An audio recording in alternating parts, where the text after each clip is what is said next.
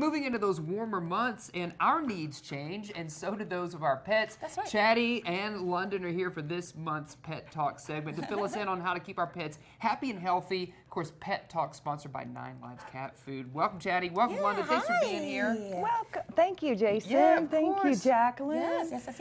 So London's excited today to talk about her favorite food. Okay. Ooh, okay, London, let's hear it. Yeah, so what there's do we need to know? There's so much to know about pet food.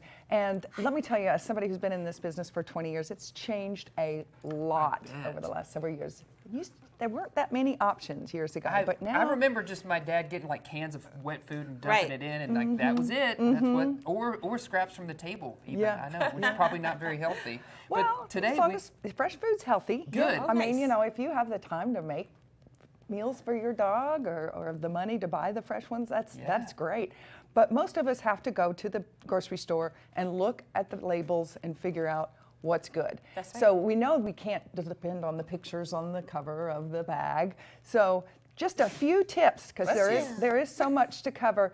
I just want to go over a few tips that will help you choose the right food, because there are a lot of good ones. So protein, how much protein should the bag have? At least 25%. If your dog is very high energy, like London, you might want to go as high as 30% protein. Wow, okay. The source of that protein should be real meat.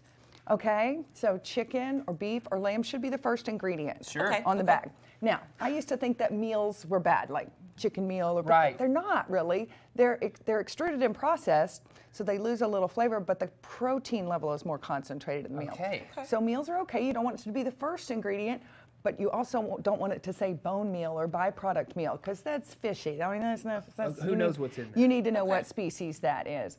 Okay, your vegetables, grains, and fruits should be whole, not processed, because they lose a lot of their flavor and nutrients. So you want real meat, chicken, good protein, your fat level. How much fat should be in it? About 10 to 15% for dogs. Now cats, you want more protein and more fat. So cat food, you want 55% protein. And you want 35% fat. Wow. Cats don't process carbohydrates the so way a very that dogs do. minimal amount of Very carbs. small carbs, less than 10%.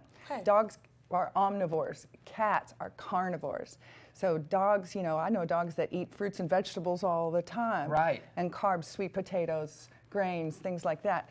But not cats. Cats, they want the meat. That's why dogs love cat food so much. I bet they do. Yeah. So yeah, there is a lot to know, and you keep in mind, cheaper food means cheaper ingredients. Okay. So that's not always a good thing. You're gonna have to pay probably about $2 per pound for a really good food. But there's lots out there. Now that you know what to look for on the label, the percentages, the ingredients, then feel free to go out and experiment. So just like with humans, we should be looking at the ingredients of our packaging to know what's going to be healthy for our pets as well. Yeah, there's also something called ingredient splitting that you want to avoid. That's where they might have rice, brewer's rice, rice meal as the third, fourth, fifth ingredient. But when you add all those rices together, they would then jump up to be the first ingredient. Chatty. So, you know, it gets confusing. It is confusing, but you're here to sort it all out, so thank you London. for helping us. Thanks And so canned much. food is What you good. like to I usually eat. put a little canned food on my dog's food just to kind of make it moister and Make it more appealing, More right? appealing, yeah. Yeah. Now, yeah, Great. go ahead and spoil your dog, and go ahead Occasionally. and try some variety. Just kind of make a note of when you start giving them the food, and then make note of the things that happen, good or bad. Thanks, Daddy. Stick around. We got more Good Day in WA coming up right after this. Thanks, Great London. job, London.